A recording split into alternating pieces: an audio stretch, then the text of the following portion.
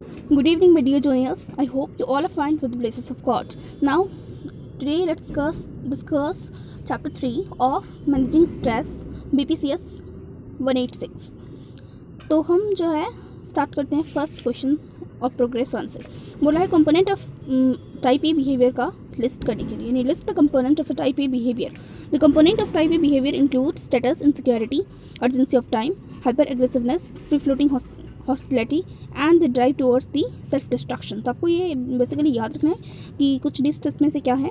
Status insecurity है, urgency of time है, hyper aggressiveness है, फ्री फ्लोटिंग हॉस्टिलिटी है and drive towards self destruction, drive towards self destruction.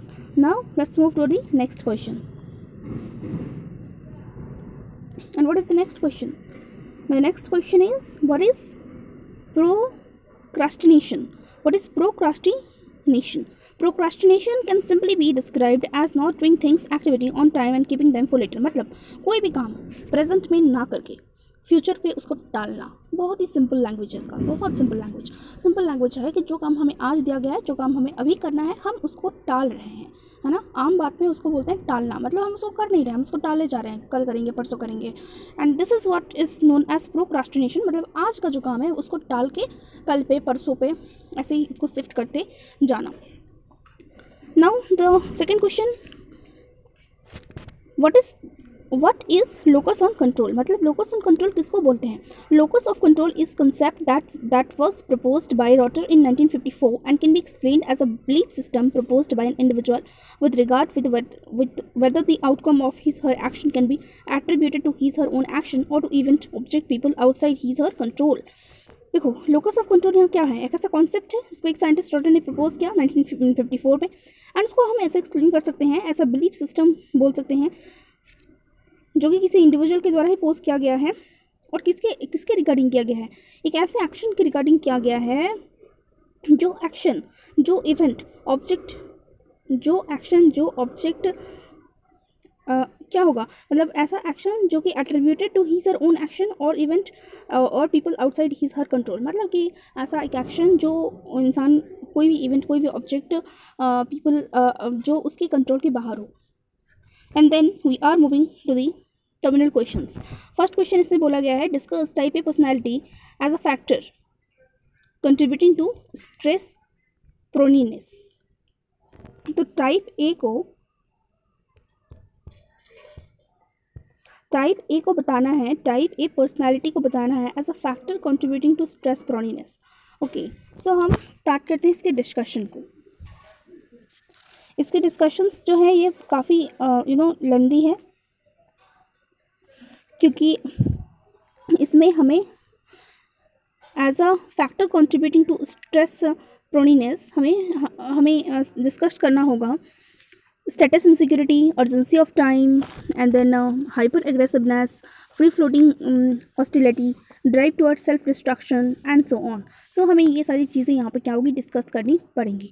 सबसे पहला यहाँ पे क्या बोला गया है, सबसे पहला जो यहाँ पर बोला गया है वो है status insecurity. Individual of type A behaviour may display status insecurity which is likely to stem from low self-esteem, and such individuals will constantly cramp themselves with others and find themselves to inferior of their own eyes, and they will be constantly striving to enhance their self-esteem, and these individuals often have very high expectations from themselves and also highly critical about self, and this will often derive them to achieve and accomplish as much as possible।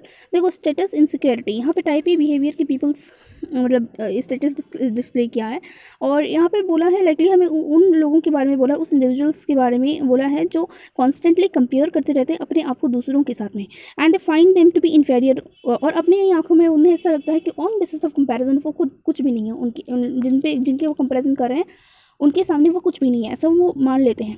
ठीक है, तो constantly वो खुद को ऐसे ही समझते चले जाते हैं, उनकी एक्सपेक्टेशंस खुद को लेकर के काफ़ी हाई होती है।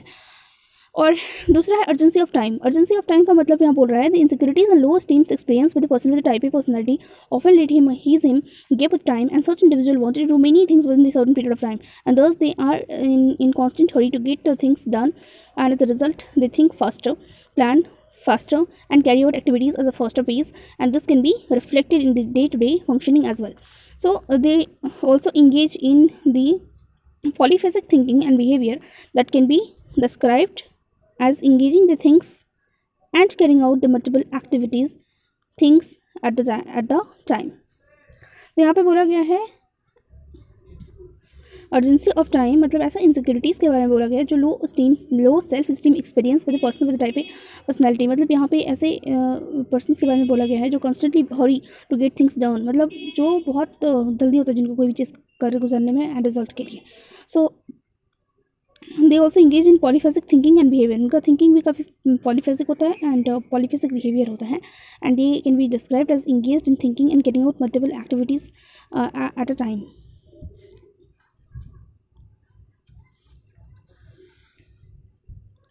What is the next one? The next one is hyper-aggressiveness.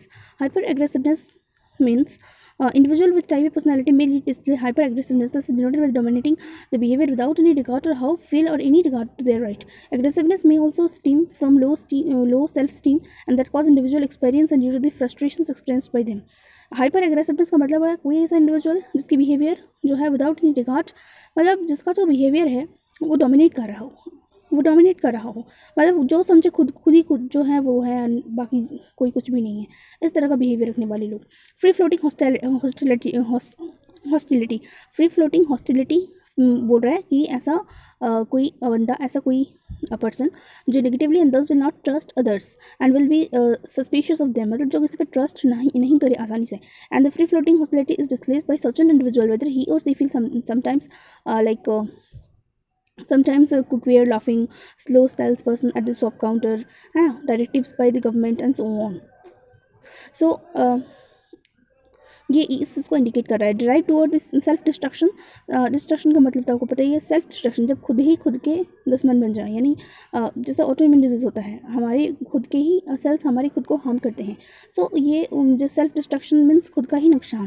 तो यहाँ पे बोला है कि more prone to stress as well as mention earlier, but they will display lower satisfaction with regard to job, health, home life. मतलब कोई इंसान जो अपने जॉब से खुश नहीं है, अपनी हेल्थ से खुश नहीं है, अपने होम से खुश नहीं है, अपनी लाइफ से खुश नहीं है, मीन्स डिससेटिस्फाइड पीपल्स, जिनको लोअर डिससेटिस्फैक्शन है अपने सराउंडिंग्स के ऊपर, अपने आप के ऊपर, अपने एक्सपीरियंस करते हैं लैक ऑफ एनर्जी एंड काफ़ी टेंशन होते हैं उनको कंपेरेटिव टू अदर पीपल्स।